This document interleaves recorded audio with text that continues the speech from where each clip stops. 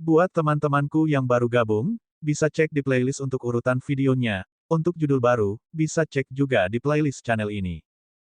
Bab 491, Pertempuran Sampai Mati. Haha, Fei Yun, kamu sudah selesai. Itu hanya bonekaku namun kamu masih tertipu untuk menggunakan gerakan terakhir dari Ordo. Bagaimana kamu akan membawa kita sekarang? Sosok hitam mendarat dari langit dan menyerang Fei Yun tanpa ragu-ragu. Dia tidak takut lagi tanpa perintah raja. Dengan flash menghina, Fei Yun membalik telapak tangannya dan menggunakan perintah lagi untuk keempat kalinya. Raja muda ini dihancurkan menjadi beberapa bagian dengan darah beterbangan di mana-mana. Pria itu meninggal dengan marah, tidak mengerti mengapa.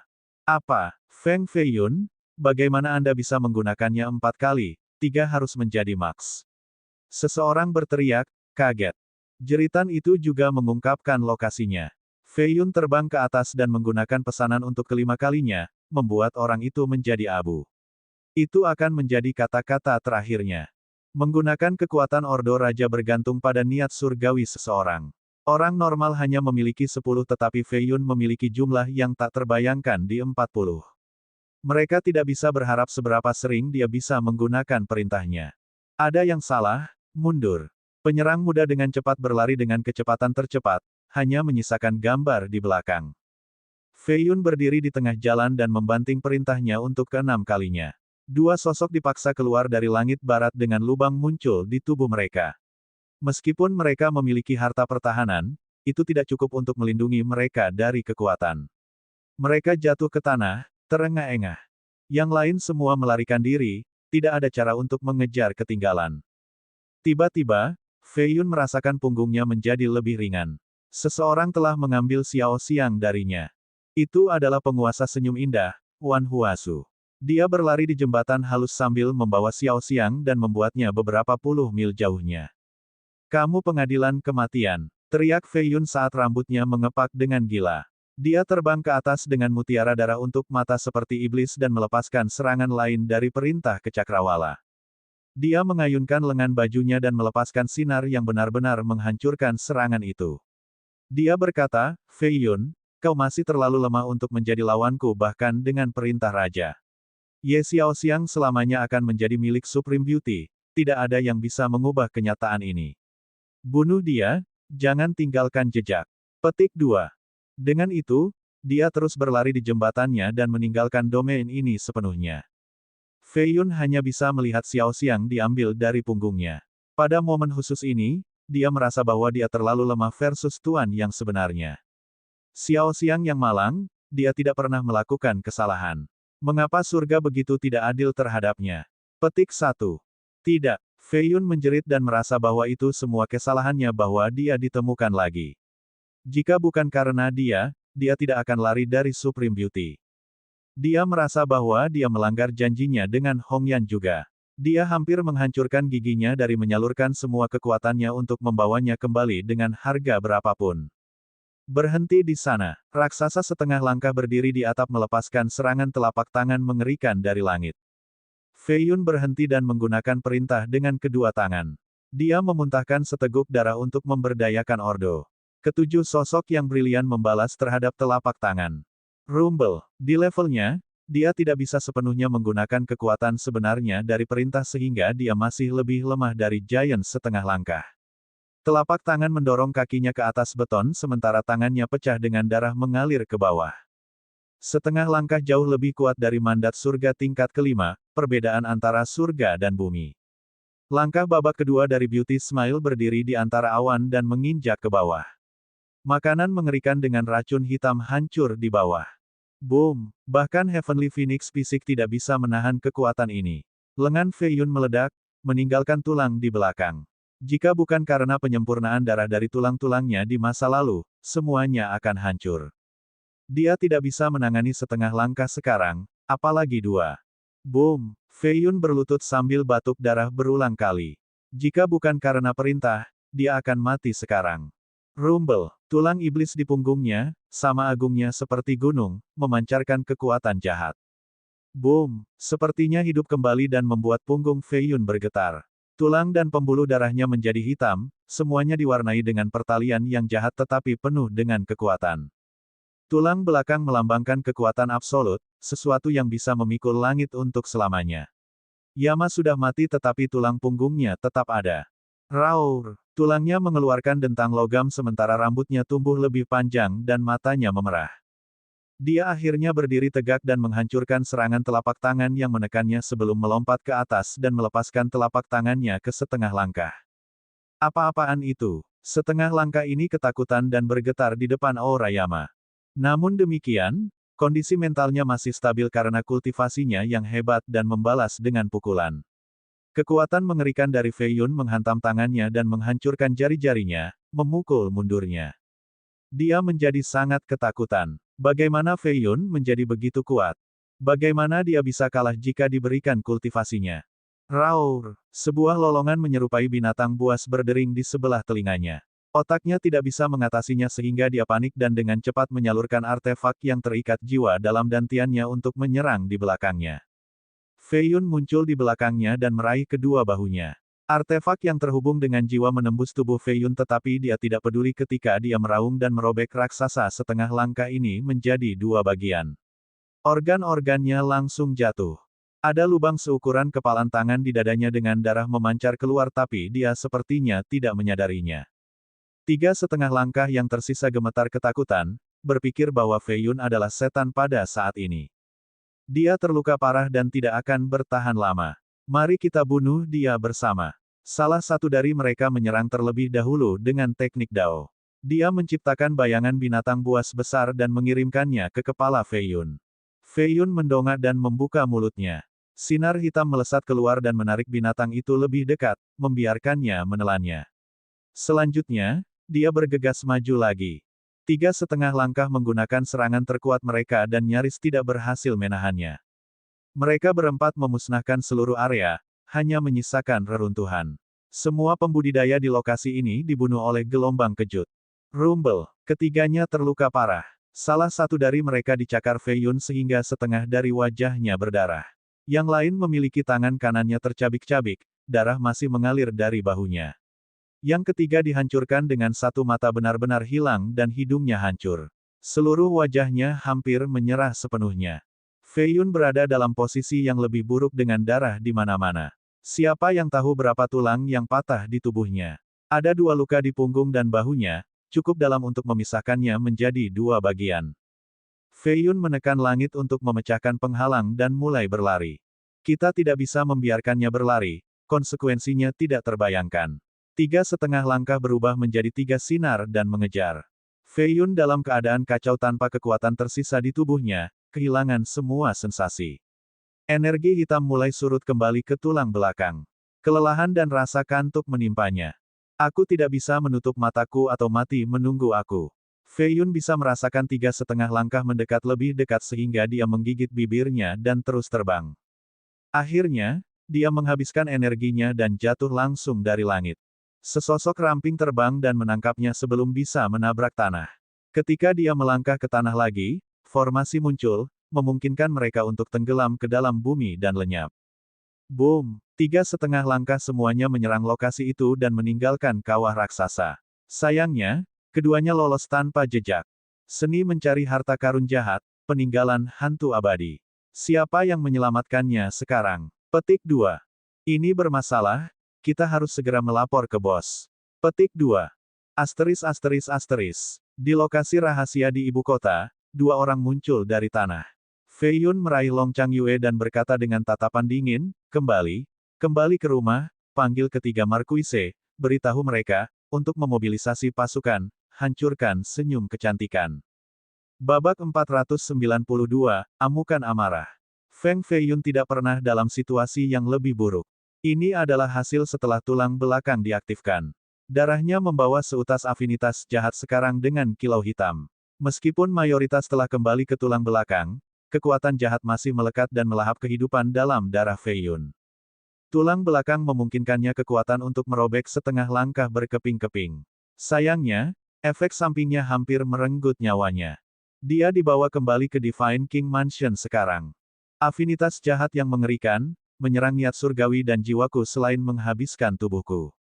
Fei Yun duduk dalam pose meditasi dengan batu roh di kedua tangan untuk menghentikan penyebaran kejahatan. Tulang belakang sudah menjadi bagian dari tubuhnya tetapi kekuatannya telah disimpan di dalam dan tidak pernah benar-benar diaktifkan. Darah iblis dan tulang belakang saling menahan sebelum jadi dia benar-benar stabil. Kekuatannya sendiri tidak bisa menghentikan afinitas ini sekarang jadi dia harus menggunakan vessel untuk menghentikan penyebaran. Tulang belakang sangat kuat tetapi itu akan mempengaruhi mental saya jika saya tidak mengendalikannya. Saya akan berakhir seperti Feng Mo setelah menguasai pikiran saya. Petik 2. Feng Mo memurnikan hati Yama tetapi dia benar-benar berubah dan mulai berjalan di jalan yang jahat. Dia pada dasarnya telah menjadi orang yang berbeda, bukan lagi master klan Feng tua. Hal yang sama akan terjadi pada Fei Yun jika dia tidak bisa mengendalikan kekuatan jahat ini. Pada hari kedua, luka fisiknya ditangani tetapi afinitas jahat masih ada sehingga dia tidak bisa membuka matanya dulu. Terlalu banyak, aku pasti tidak bisa menggunakan tulang belakang ini sampai aku mencapai level Giant. Bunuh diri jika saya tidak bisa mengendalikannya. Fei Yun terus menggunakan kapalnya untuk menekan tubuhnya. Gelombang kabut hitam kembali ke tulang belakang sehingga darahnya memerah lagi.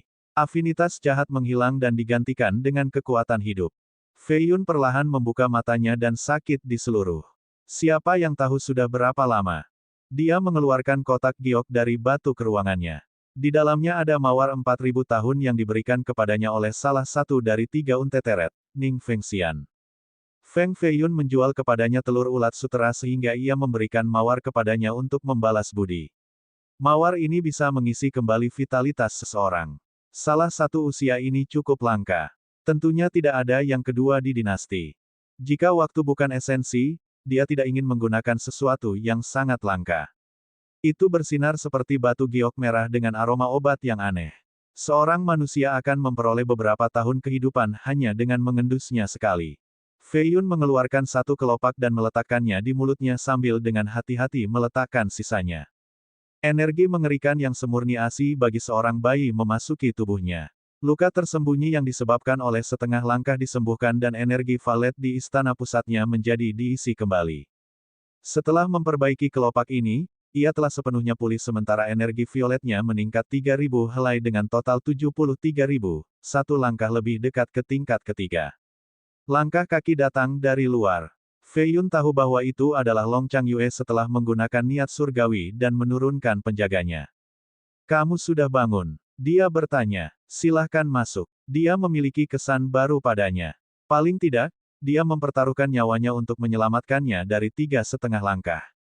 Meskipun dia melakukannya untuk dirinya sendiri karena dia masih membutuhkannya untuk menjadi permaisuri, akhirnya, dia masih berutang hidupnya. Di masa depan, jika mereka menjadi musuh bebuyutan, dia akan mengingat ini dan menghindarkannya. Ibu tahu bahwa kamu terluka, jadi dia meminta Kaisar Pil tingkat 4, 7 bunga. Dia terlihat secantik biasanya dengan sosoknya yang luar biasa dan kulitnya yang sempurna. Aura bangsawan mengelilinginya, sesuai dengan seorang putri. Pil peringkat keempat sangat langka, bahkan lebih berharga daripada rumput roh berumur 4000 tahun. Pil khusus ini secara pribadi dibuat oleh Grand Tutor saat ini. Setelah 77 tahun, ia hanya menciptakan 7 pil. Kekuatan obatnya sangat mengagumkan. Meskipun itu tidak bisa mengembalikan orang mati, selama orang itu masih memiliki satu nafas tersisa, itu bisa membawa mereka kembali dalam waktu singkat. Ini adalah obat mujarab yang menyelamatkan jiwa. Hanya ada 3 yang tersisa di dinasti, ini salah satunya. Kemudian ucapkan terima kasihku kepada permaisuri surgawi. Saya akan menerima pil ini. Fei Yun tidak dilindungi undang-undang dan menerima pil itu. Meski sudah pulih, ini akan baik untuk keadaan darurat. Sudah berapa lama aku tidur? Dia bertanya. 4 hari. Jawab Chang Yue. Selama itu, Fei Yun tidak menyangka akan mengalami cedera berat kali ini meskipun fisik Phoenix surgawinya. Matanya berkedip dengan niat membunuh. Seorang pria akan selalu membalas dendam, apakah ketiga Marquise kembali di rumah besar? Long Changyu berkata, seseorang ikut campur sehingga tentara tidak bisa masuk ke ibu kota. Petik 2. Siapa? Kanselir Agung. Rubah itu menggunakan kekacauan saat ini sebagai alasan dan memerintahkan kapten gerbang dan pengawal terlarang untuk tidak membuka pintu masuk. Jika tentara bela diri masuk, mereka akan menganggapnya sebagai pemberontakan. Dia berkata, setelah Kaisar memasuki kultivasinya, setengah dari sistem pertahanan paling kuat di ibu kota terdiri dari penjaga kota 9 guides dan penjaga terlarang berada di bawah kendali Beiming Mosou. Ini adalah para elit di antara para elit dinasti. Senyum kecantikan pasti menyuap Beiming Mosou atau kedua belah pihak terhubung di tempat pertama. Tidak mudah untuk menghentikan pasukan, kami akan menghancurkannya apapun yang terjadi. Fei Yun berdiri dengan niat bertarung, apakah itu untuk dirinya sendiri atau Xiao Xiang. Chang Yue berkata, Ibu mengatakan kepada saya untuk memberitahu Anda bahwa ibu kota saat ini tidak stabil, jangan hancurkan kebuntuan saat ini dengan membawa pasukan masuk. Itu akan memengaruhi rencananya. Petik 2. Tidak ada diskusi. Besok adalah kompetisi bunga tapi aku akan mengubah paviliun senyum kecantikan menjadi neraka. Petik 2. Chang Yue tetap diam. Fei Yun datang keluar dan melihat seorang Kasim menyelinap di sekitarnya sehingga dia menangkapnya. Ini adalah Bi Ningsuai yang menyelinap masuk.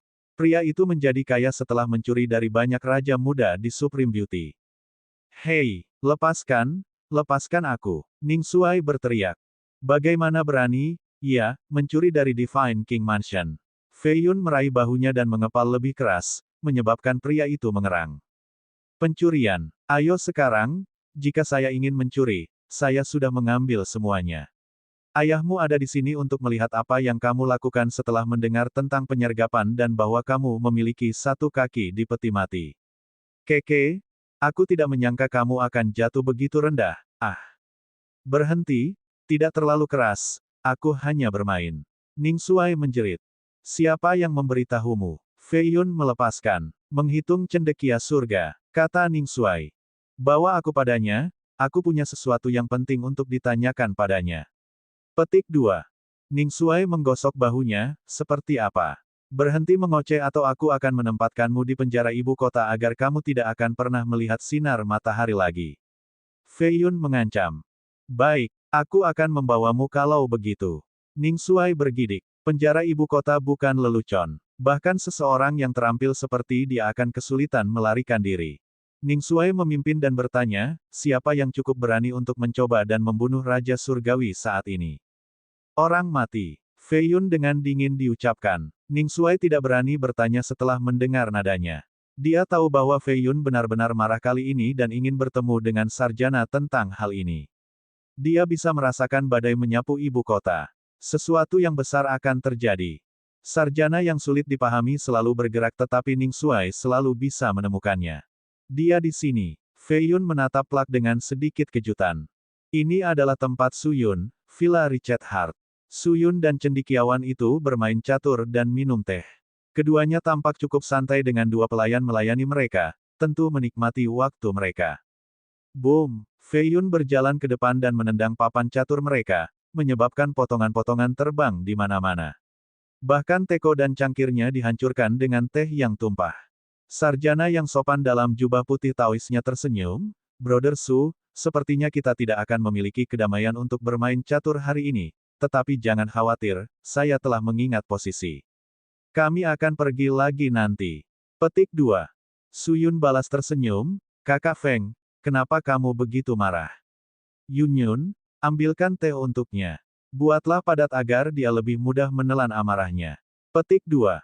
Fei Yun tidak menunjukkan reservasi sama sekali dan langsung duduk, jika ada orang yang akan berbicara tentang teh, saya akan membakar villa ini. Petik 2. Bab 493, Persiapan Intens. Akan memalukan membakar villa yang bagus. Bi Ningsuai bergumam sementara matanya dengan hati-hati melintas, ingin menemukan beberapa barang mahal. Su Yun dan cendekiawan itu menjadi serius setelah merasakan kemarahan Fei Yun. Ji Yunyun membawa teko teh baru dan menuangkan secangkir untuk Fei Yun. Asap mengepul dengan aroma yang enak. Fei Yun tidak minum dan berkata, saya akan pergi setelah 3 pertanyaan. Petik 2. Pergi untuk itu. Sarjana itu tahu bahwa Fei Yun ada di sini untuk menemukannya dan bahkan tahu 3 pertanyaan. Pertama, apa hubungan antara Beiming Mosou dan Beauty's Smile? Sarjana itu merenung sebentar sebelum mengayunkan lengan bajunya. Gumpalan cahaya terbang keluar untuk menampung area ini. Dia tidak ingin pembudidaya lain memata-matai pembicaraan mereka. Setelah persiapan yang cukup, dia mulai, senyum kecantikan memiliki tanah sakral sesat, Gunung Potala, di belakangnya. Keberadaan di sana memiliki ikatan yang dalam dengan klan kerajaan dan mendukung putra mahkota seperti Beiming Mosou. Itu hubungan mereka. Petik 2. Terlepas dari komentar yang samar-samar, Fei Yun dapat melihat bahwa kekuatan sekte ini telah meresap ke ibu kota, tersembunyi di dalam senyum indah. Beauty's Smile dan Beiming Mosou ingin membantu putra mahkota saat ini, jadi Mosou secara alami akan membantu Beauty's Smile melawan Fei Yun. Jika ada tuan sesat yang bersembunyi di tempat itu, maka mengambil Xiaoxue kembali atau bahkan menghancurkannya akan menjadi setidaknya 3 kali lebih keras. Fei Yun berkata, yang kedua adalah, bagaimana cara mendapatkan tentara ke ibu kota. Tidak perlu untuk itu. Jika Anda ingin menghancurkan tempat itu, kuncinya adalah kualitas orang, bukan kuantitas. Sarjana itu berkata. Fei Yun secara alami mengerti itu juga, tetapi jika dia hanya mengundang 3 markuise ke ibu kota, maka seseorang dapat mengambil keuntungan dari ketidakhadiran mereka dan menciptakan kekacauan. Ibu kota berada dalam situasi yang sulit sekarang. Dia tidak bisa mengambil risiko melakukan itu. Dia kemudian bertanya, pertanyaan ketiga, di mana Unteteret ketiga, Ning Fengxian, sekarang? Taois ini berutang budi pada Fei Yun. Raksasa ini di tingkat 9 bisa mengurus semua perkembangan yang mungkin terjadi. Sarjana itu mengungkapkan tangannya dari lengan bajunya dan mulai menghitung. Setelah beberapa saat, dia membuka matanya dan berkata, Southern Sky Temple. Petik 2. Terima kasih, aku akan pergi sekarang. Kalian berdua bisa terus bermain. Fei Yun berdiri dan pergi tanpa minum tehnya. Dia tidak langsung pergi ke kuil melainkan kembali ke rumah Feng untuk melihat Wan Xiangchen kemudian Wolong Sheng. Dia bukan orang yang terburu-buru, jadi dia memilih untuk berhati-hati dengan persiapan yang cukup dengan mengarahkan ahli dari Feng dan penghancuran sebelum kembali ke Divine King Mansion. Kapan kamu bergerak? Long Changyue melihat bahwa Fei Yun telah memutuskan, jadi dia tidak mencoba meyakinkannya sebaliknya. Besok adalah kompetisi bunga di ibu kota, tapi senyum indah akan menghilang dari dunia ini sebelumnya. Dia berbicara dengan tatapan dingin. Dia mengumpulkan cahaya di jarinya dan mulai mengukir tanda dan simbol di dinding. Di tengah ada kata, paviliun senyum cantik. Rune dan simbol ini berbeda, mewakili kekuatan yang berbeda. Mereka terdiri dari segitiga, lingkaran, tanda silang, dan tanda centang. Powers di sisi yang sama terhubung dengan panah. Ibu kotanya cukup rumit. Dia perlu mengurus setiap detail untuk memastikan kurangnya kesalahan.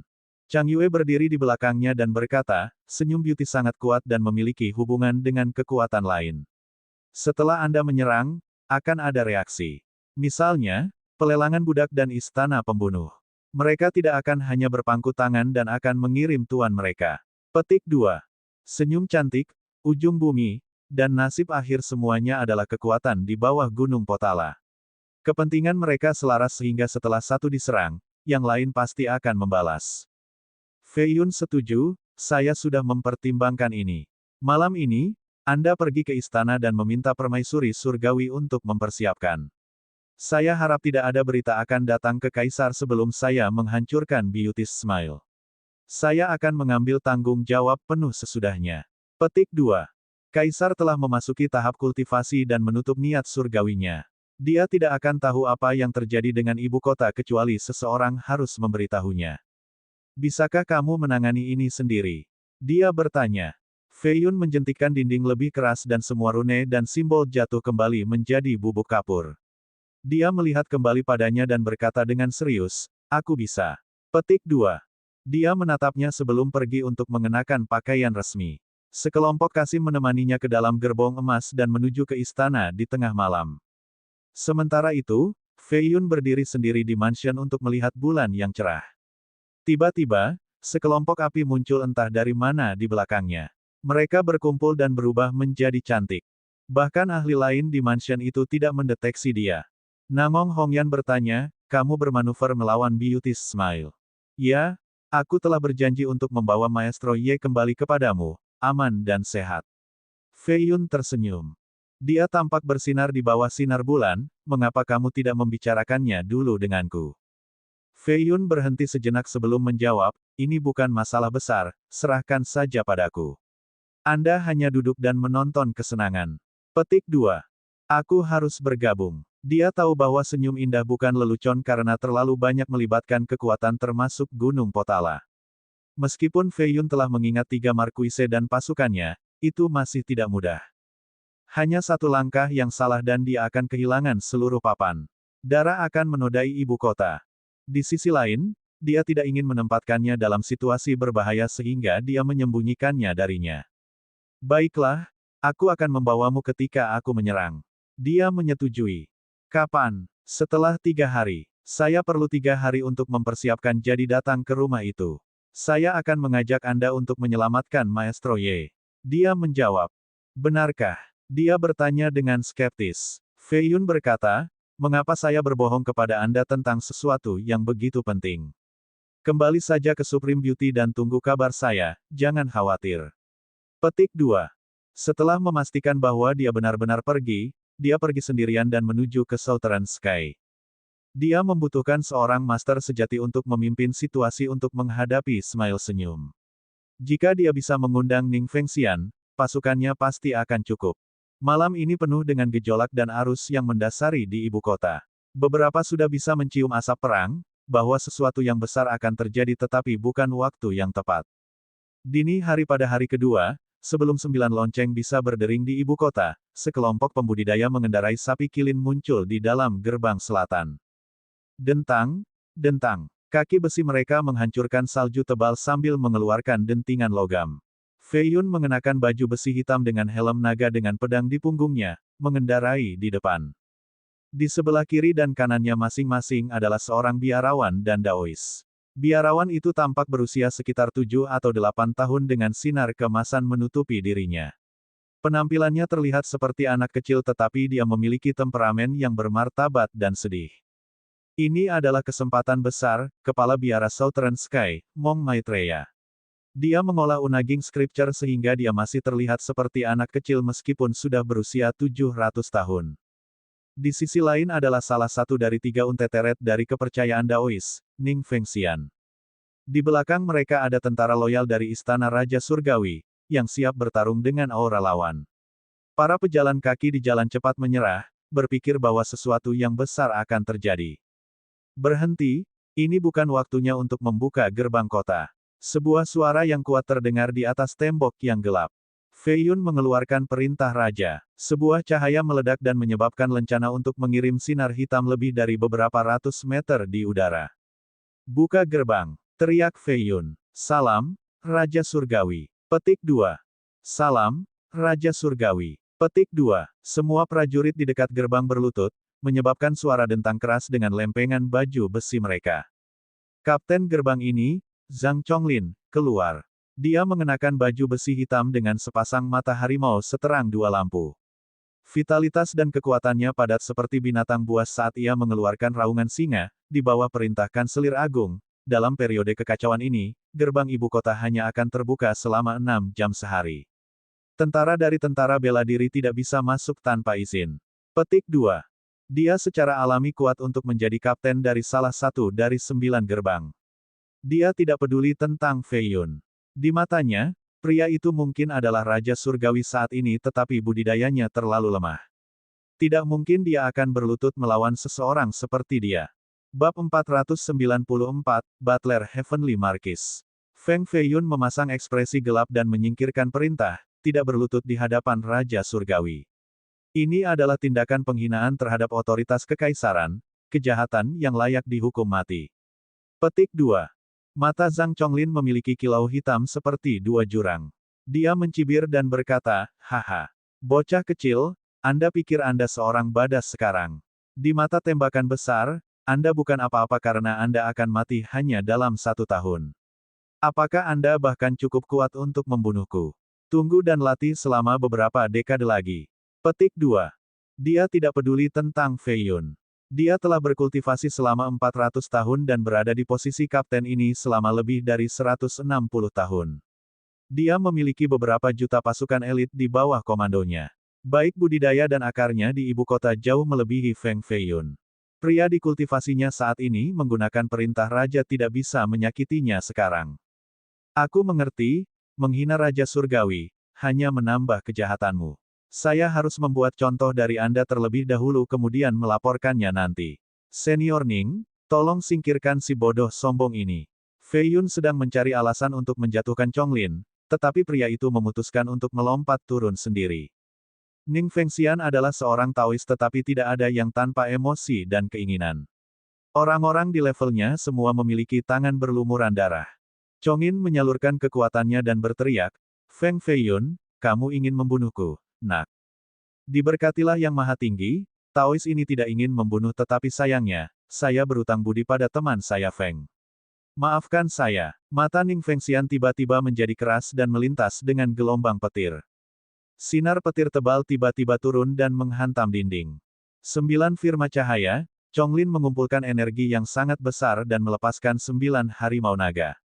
Sayangnya, serangannya mudah terkoyak oleh petir dan menghantam tubuhnya. Boom! Armornya berubah menjadi debu ketika tubuhnya jatuh ke tembok tinggi dan berubah menjadi abu.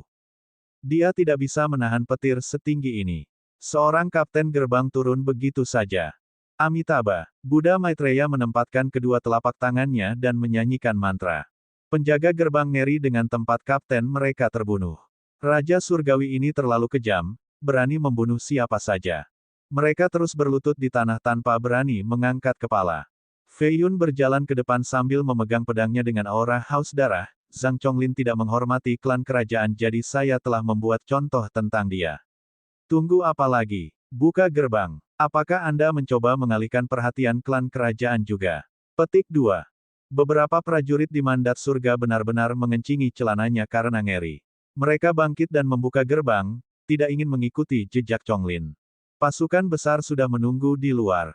Saat gerbang dibuka, mereka semua berlutut dan berteriak serempak, "Salam, Raja Surgawi." Tangisan mereka bergema beberapa ratus mil. Ada 3 markuise surgawi di bawah Raja Surgawi, pejuang, singa, dan gajah. Mereka memiliki 700 juta pasukan di bawah komando mereka. Batalion khusus ini berada di bawah Raja Surgawi dan biasanya berkemah di tanahnya sendiri.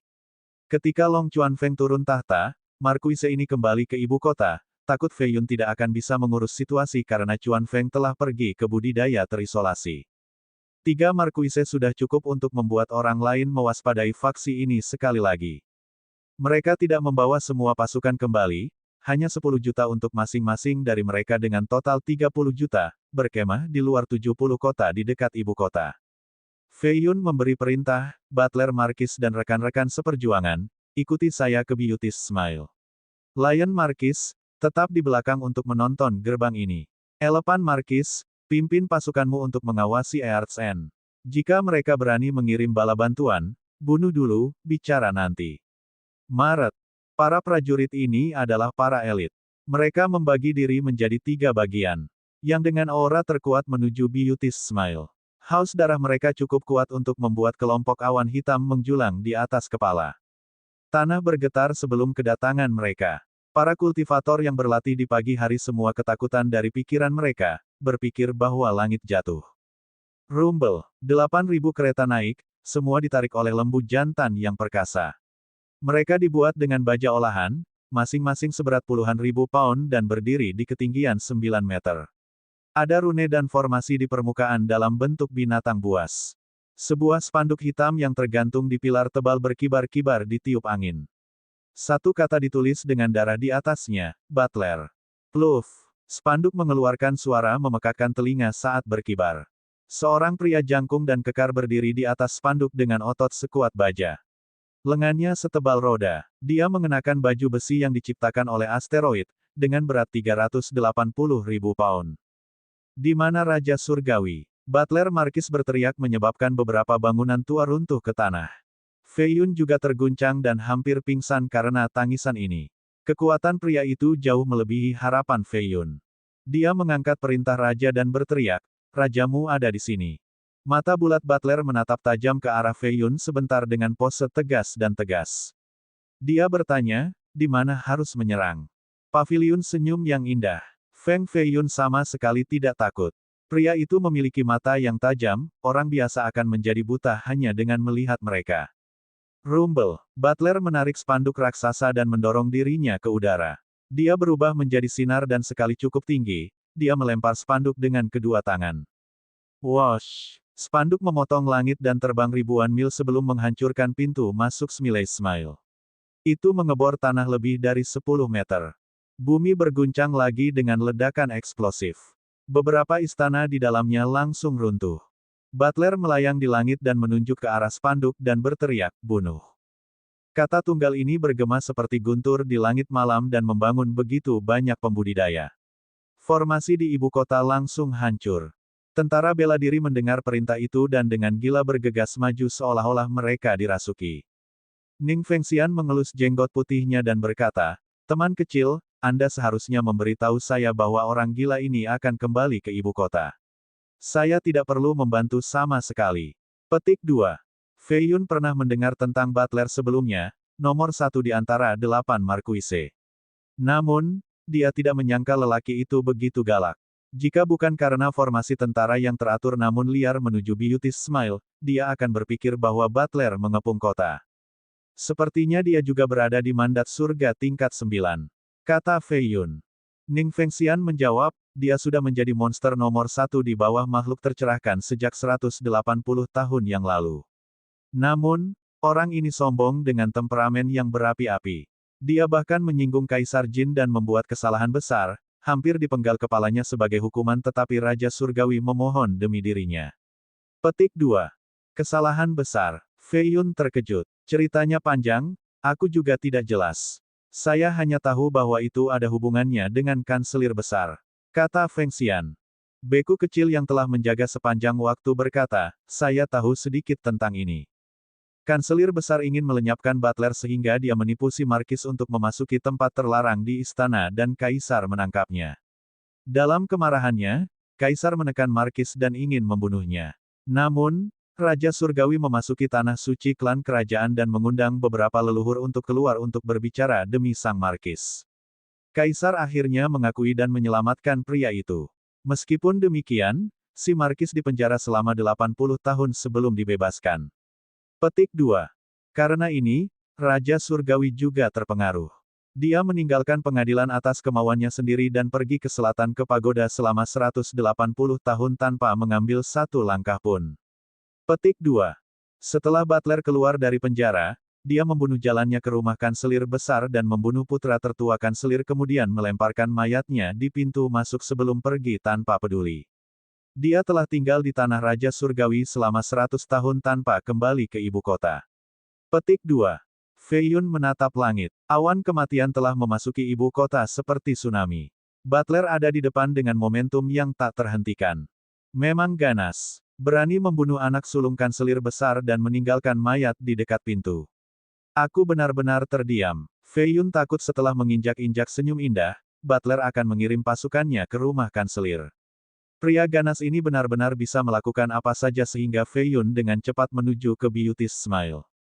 Meskipun Fei Yun tidak suka Beiming Mosou, ini bukan waktu yang tepat untuk menyerang pria itu.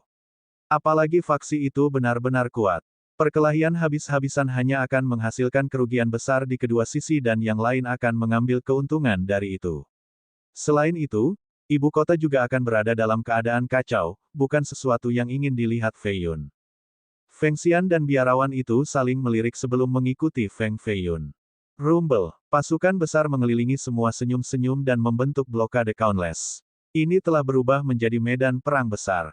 Setiap bangunan dalam radius 200 mil dari senyum-senyum sepenuhnya diinjak-injak oleh kereta perang. Banyak pembudidaya lari sementara yang lain merasa kaki mereka menyerah karena tidak pernah melihat adegan pertempuran yang begitu besar. Membunuh, membunuh, bunuh. Pasukan masif meneriakkan penyatuan yang menghasilkan suara gemuruh. Debu dan batu beterbangan di mana-mana. Beauty's Smile adalah sebuah kapal di tengah lautan, siap untuk terbalik kapan saja oleh ombak yang mengamuk. Sebuah spanduk terus berkibar di pintu masuk dan menakuti jiwa para penggarap dan pelacur di dalamnya.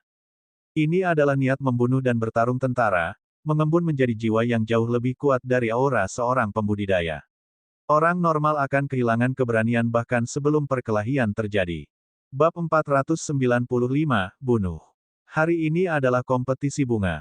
Beauty's Smile sedang menyiapkan pot bunga giok sementara para budak dan pelayan menyiapkan panggung.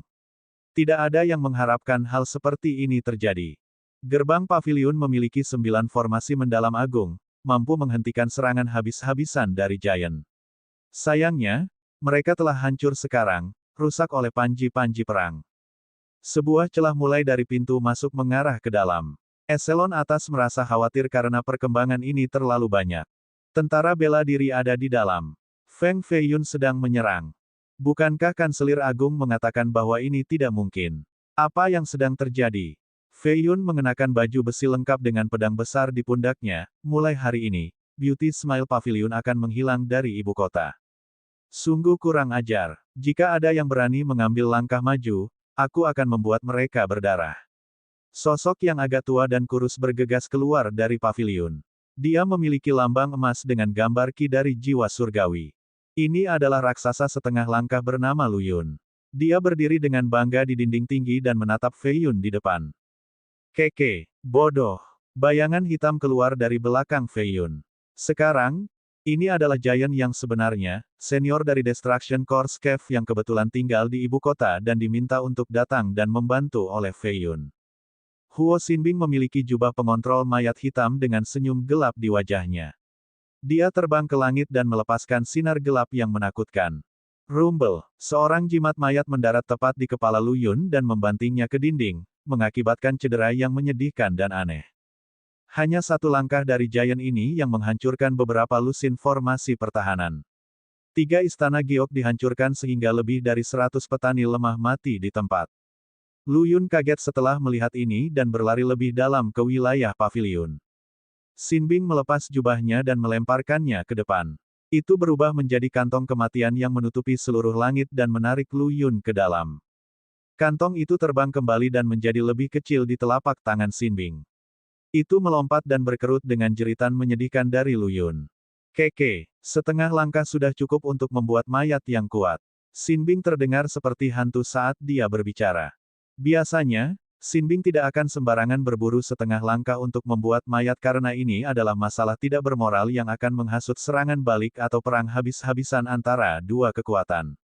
Ini tidak terjadi hari ini. Dia memiliki Raja Surgawi di belakangnya sehingga dia bisa dengan berani membunuh orang. Konsekuensinya akan jatuh pada Feiyun sehingga dia tidak perlu khawatir. Dia mengubah Lu Yun menjadi mayat hitam yang keluar dari kantong.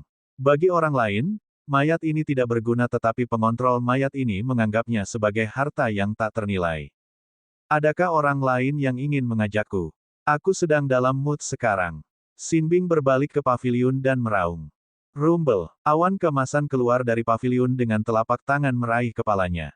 Raksasa dari paviliun telah mengambil tindakan dengan kekuatan besar yang menyebabkan udara mengguncang. Xinbing sama sekali tidak takut dan tertawa sebelum bergegas maju menggunakan teknik pengontrol mayat. Tanah retak dan 3 mayat raja di tingkat raksasa keluar. Mereka sekuat baja dengan mata bundar yang dipenuhi kilat. Bahkan gigi dan kuku mereka memiliki kilau logam. Xinbing dan ketiga mayat ini bertarung melawan raksasa lainnya. Dunia bergetar dengan raungan mayat. Pluf! Akhirnya, mayat-mayat berada di atas angin dan mengetuk Giant terbang yang berlawanan. Dia memuntahkan darah yang menyebabkan udara terbakar seperti gelombang api. Xinbing menggunakan jubahnya untuk menangkap raksasa ini seperti sebelumnya. Rumble, raksasa ini tidak begitu mudah disempurnakan. Dia menggunakan teknik terlarang dan melepaskan sinar putih yang menerobos jubah kemudian berlari ke paviliun. Saat dia berlari, Butler Markis membantingnya ke tanah. Mayatnya meledak menjadi beberapa bagian dengan darah membakar udara lagi. Sangat kuat. Giant terbunuh hanya dengan satu tamparan. Ini menakutkan para ahli di paviliun sampai ke inti. Sungguh sia-sia. Xinbing bergumam dan meniup badai dingin untuk memadamkan api di mayat. Dia menyimpan potongan-potongan besar daging itu. Uang tidak bisa membeli potongan berdaging yang berharga ini sehingga ia secara alami tidak akan menyia-nyiakannya. Tidak butuh waktu lama sebelum setengah langkah dan raksasa yang sebenarnya telah jatuh. Kerumunan orang terkejut, menyadari bahwa paviliun tidak akan bisa lepas dari bencana ini hari ini. Darah akan mengalir seperti sungai. Seorang wanita cantik keluar dari paviliun dengan jepit dan perhiasan dekoratif yang indah di rambutnya. Pinggangnya tipis sedangkan fitur wajahnya sempurna. Selain itu, kultivasinya juga berada di mandat surga tingkat keempat, Rev. Mo Xinlan membungkuk ke arah Feiyun dan berkata dengan lembut, Yang Mulia Raja Surgawi, Dewa kami tahu Anda ada di sini untuk Maestro Ye. Jika Anda mundur sekarang, dia akan secara pribadi membawa Maestro ke rumah Anda dan meminta maaf. Petik 2. Siapa kamu? Fei Yun menyeringai. Aku pelacur nomor 1 dari Smile Senyum, Mo Xinlan. Mata cantiknya berkedip dengan gelombang musim gugur yang beriak. Wan Huazu mengirimnya ke sini untuk bernegosiasi karena dia cantik dan kuat. Fei Yun bersikeras, kamu tidak memenuhi syarat untuk berbicara dengan saya, katakan tuanmu untuk keluar. Petik 2. Senyumnya membeku dengan rencananya hancur sehingga dia harus pergi. Huazu keluar dari gedung tertinggi dengan beberapa pria tua di belakangnya. Dia menatap Fei Yun dan berkata, Yang mulia, saya di sini untuk menerima hukuman. Selama Anda memanggil kembali pasukan Anda, kami akan menyetujui permintaan apapun. Petik 2. Fei Yun masih tersenyum dingin, kamu pikir aku akan mengambil kata-katamu. Ini hanya waktu pembelian. Serahkan Xiao Xiang dan aku bisa membiarkan mayatmu tetap utuh. Petik 2. Fei Yun hampir kehilangan nyawanya karena wanita cerdik ini yang mengirim 4,5 langkah untuknya. Bagaimana dia bisa membalas dendam untuk ini? Dia hanya menyerah untuk mengulur waktu bagi Gunung Potala dan Kanselir Besar untuk datang membantu. Dia tidak tertipu oleh upaya ini. Ekspresinya menjadi gelap. Feng Fei Yun, apakah Anda tahu siapa pendukung kami? Anda tidak akan menjadi Raja Surgawi lama jika Anda menyentuh kami. Petik 2. Hanya Gunung Potala yang sesat, kamu pikir aku tidak tahu. Fei Yun tidak terpengaruh oleh ancaman itu dan mengangkat perintah Raja, tentara perang, perhatikan perintahku. Serang senyum cantik dan bunuh semua pejuang yang tidak menyerah. Petik 2. Tentara bergegas maju setelah perintah dengan melonjak haus darah. Anggota kuat pergi di depan untuk menyerang formasi dan menghancurkan dinding. Haus darah mereka menakuti pikiran ketika satu istana turun satu demi satu. Tidak ada yang menghentikan mereka. Membunuh, bunuh, suara-suara baja dan pertempuran berkobar terus. Fei Yun juga ikut bergabung. Penjaga setia itu tidak bisa menghentikan pedangnya sama sekali. Jalannya dipenuhi mayat-mayat berdarah. Rumble, para ahli dari Mount Potala akhirnya keluar, 3 Giants dan 8,5 langkah. 3 monster tua dari gunung, 500 tahun budidaya dan naik. Mereka adalah anggota teratas di antara Giants. Petik 2. Mereka semua memiliki harta roh, gunung berdarah, sungai berdarah, dan tombak berdarah. Mereka terkenal di dunia kultivasi, bahkan pembudidaya sesat menggigil setelah mendengar nama mereka. Mereka sebenarnya bersembunyi di Beauty's Smile untuk menunggu kekacauan di ibu kota. Ini akan menjadi kekuatan tempur yang kuat. Butler menyatakan tanpa rasa takut dan pergi untuk melawan ketiganya sendiri. Hari ini adalah pemakamanmu, Blood Cloud Trio. Petik 2. Dia hanya mengandalkan tinjunya. Setiap serangan membuat trio muntah darah, itu sama sekali bukan pertarungan sama sekali. Ada juga Giants dan setengah langkah di bawah Butler di pasukan dengan pangkat Komandan Surgawi. Para ahli sesat yang tersisa tidak bisa menghadapi prajurit-prajurit ganas ini sama sekali. Selanjutnya, 80.000 kereta dengan gemuruh keras perlahan mendorong paviliun seperti 80.000 penggiling daging. Penggarap di mandat surga tidak memiliki kesempatan untuk menghentikan mereka. Ini adalah formasi yang diciptakan oleh pasukan lebih dari 10 juta pasukan. Bahkan Giants harus berlari sebelum kekuatan ini. Babak 496, mendominasi persenjataan. Medan perang yang kacau dipenuhi dengan reruntuhan. Paviliun hancur dan ubin berubah menjadi sampah. Darah menodai bunga-bunga putih. Dulunya ini adalah lokasi nomor 1 bagi para pencari cinta di dunia, tetapi sekarang, itu telah berubah menjadi pembantaian. Banyak wanita cantik terbunuh dengan kejam. Di mata para prajurit, perintah itu jauh lebih penting daripada belas kasihan atau. Fei Yun berdiri di atas istana yang rusak. Asap dan debu perang benar-benar menutupi dirinya, tetapi dia berdiri di sana tanpa bergerak dengan 6 diagram mengkilap untuk perlindungan. Dunia menjadi sunyi dan dia masih tidak bergerak. Dia tampaknya telah berubah menjadi patung saat dia fokus mendengarkan dan bahkan bisa mendengar suara setitik pasir yang tertiup angin. Wosh! Tiba-tiba, tebasan pedang memotong langit seperti busur petir. Fei Yun berputar dan berubah menjadi badai, memungkinkan dia menghilang dari tempat itu untuk menghindari tebasan yang mematikan. Selanjutnya, dia melakukan lingkaran penuh di udara dan melepaskan tebasan pedang dengan bentuk naga dan kekuatan yang membelah bumi. Boom! Sosok hitam melompat keluar dari udara, sama halusnya dengan hantu dengan riak di sekitarnya, ingin berbaur kembali ke dalam. Ini adalah jenius istana pembunuh dengan teknik siluman yang luar biasa. Masih ingin lari. Fei Yun mendengus dan semua 9.932 bayangan binatang muncul di telapak tangannya.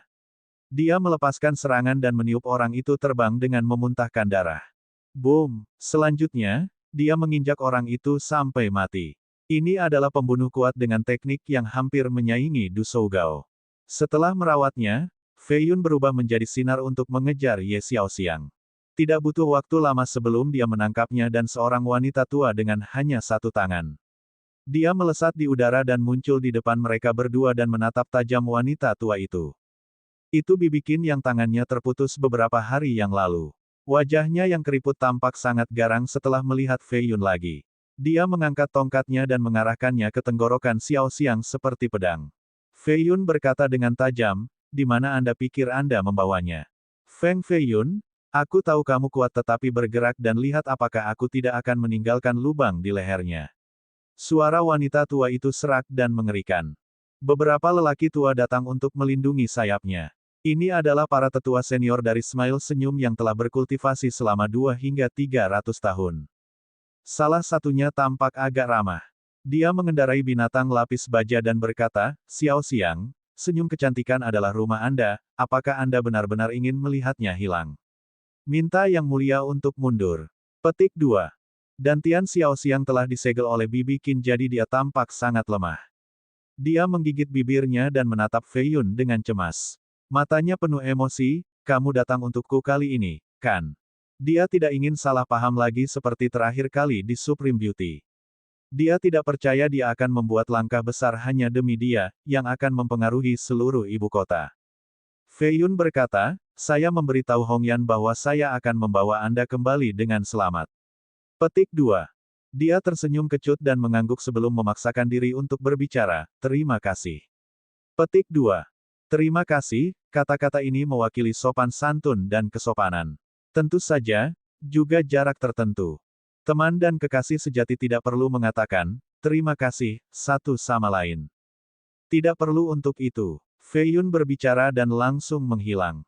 Selanjutnya, ia melepaskan pisau ke arah Bibi Qin. Dia tidak lemah dan telah memperhatikannya dengan ama.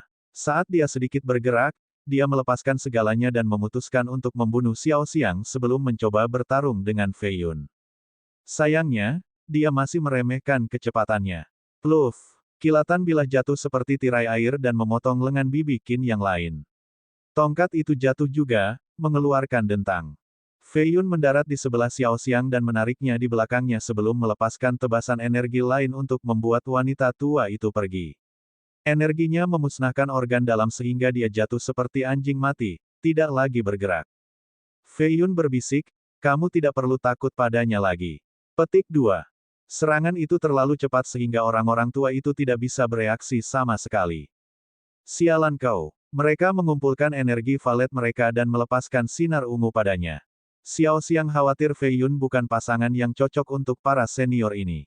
Boom! Fei Yun menggunakan jiwa binatang buasnya lagi dan menekan ke depan. Semua orang tua diterbangkan dengan tubuh mereka pecah karena kekuatan. Meskipun dia tidak bisa mengambil setengah langkah dulu, tidak ada masalah untuk membunuh para pembudidaya yang lebih tua. "Ayo!" Fei Yun memegangnya dan mulai menarik diri. Dia penuh dengan emosi yang rumit. Gadis mana yang tidak ingin melihat lelaki itu marah karena dia? Tapi Fei Yun tidak melakukannya untuknya, dia melakukannya untuk Hongyan. Ini adalah adik perempuannya yang paling dekat, bagaimana dia bisa cemburu pada Hongyan? Mungkin kembali ke ibu kota adalah kesalahan, pikirnya. Seluruh senyum cantik telah disegel oleh para ahli dari Feng dengan banyak lapisan penghalang. Hanya Tuan yang sebenarnya yang tahu bahwa pertempuran sedang terjadi. Namun demikian, para pembudidaya dari pavilion masih berhasil membocorkan informasi. Penguatan akan datang. Sebuah kekuatan besar datang dari langit utara yang menyebabkan jiwa-jiwa goyah. Ini adalah kekuatan harta roh-roh tingkat 4. Fei Yun juga bisa merasakan kekuatan pembunuh ini sehingga dia berbalik dan melihat. Ada sinar biru melintasi langit dan menghancurkan penghalang spasial untuk menuju ke Smile Senyum. Raksasa dengan harta roh peringkat pertama bisa menghancurkan sebuah kota dari ribuan mil jauhnya. Peringkat pertama sudah begitu kuat sehingga peringkat keempat bahkan lebih menakutkan. Tidak banyak di seluruh dinasti, hanya kekuatan seperti 4 klan besar yang bisa memiliki salah satunya. Sebagai contoh, pot wujud darah yang diambil dari Raja Dunia yang oleh Bi Ning Shuai adalah harta peringkat keempat. Setelah mencapai level ini, mereka disebut dominasi persenjataan. Hanya dengan memiliki seseorang dapat mendorong kekuatan ke puncak dan melindunginya untuk generasi yang akan datang. Senjata-senjata ini sangat kuat tetapi menciptakannya adalah tugas yang sulit yang membutuhkan sumber daya dalam jumlah besar, tidak semua tersedia di dinasti. Selain itu, seorang Grand Blacksmithing Master perlu melakukan proses penyempurnaan dengan semua upayanya agar berhasil membuatnya. Selanjutnya, semangat di dalam membutuhkan 10.000 tahun kan. Semua persyaratan ini harus dipenuhi untuk mencapai peringkat keempat. Bahkan Feng tidak memiliki satu pun saat ini. Seluruh dinasti gabungan tidak memiliki 20 dari mereka. Masing-masing terkenal dengan legenda mereka sendiri. Setiap kali seseorang keluar, sesuatu yang menghancurkan bumi akan terjadi. Bahkan Giant akan berubah menjadi abu jika mereka dikejutkan oleh kekuatan sebenarnya dari senjata ini. Senjata peringkat 4 khusus ini telah diaktifkan sepenuhnya. Hanya satu sinar saja yang secara instan menghancurkan raksasa setengah langkah dari pasukan dan mengubah tubuhnya menjadi asap hijau. Itu dikelilingi oleh kecemerlangan sehingga tidak ada yang bisa melihat apa yang ada di dalamnya. Rumble, auranya meletus sepenuhnya dan membuat lebih dari 10.000 tentara meledak berkeping-keping. Darah berkumpul seperti sungai. Fei Yun nyaris terkena sinar juga, tetapi ia menggunakan Swift Samsara untuk melarikan diri. Sayangnya, lengannya terluka dan lengan baju menjadi abu. Ning Fengxian dan Buddha Maitreya yang memimpin situasi keduanya menyerang pada saat yang sama dengan harta peringkat kedua mereka. Namun, harta ini langsung hancur dan menjadi besi tua. Peringkat kedua melawan peringkat keempat mirip dengan menggunakan tongkat kayu versus pedang. Kita hanya akan melihat tentang itu. Fengxian melompat ke langit dengan kumisnya. Gambar ki mengerikan dari Taoisme muncul di belakangnya sementara sungai hijau muncul di bawah. Dia mengeluarkan kumisnya dan membentuk mantra dengan kedua tangan untuk memanggil petir 9 firma. Kekuatan teknik ini sebanding dengan kesengsaraan surgawi. Ini adalah salah satu seni ofensif terbesar di faksi Taoisme. Fengxian adalah raksasa tingkat 9 sehingga dia bisa mengumpulkan petir dalam jumlah besar. 18 baut turun dari langit, ingin mengusir harta yang menyerang. Sayangnya, ini masih belum cukup. Bagian dari jubah Taoisnya dihancurkan oleh senjata setelah pertukaran ini. Aku tidak bisa. Harta ini dikendalikan oleh 8 Giants pada saat yang sama dari jauh. Saya tidak bisa menghentikannya kecuali saya memiliki harta peringkat keempat juga. Fengxian mundur. Kekuatan harta peringkat keempat membuat raksasa tak berdaya tingkat 9.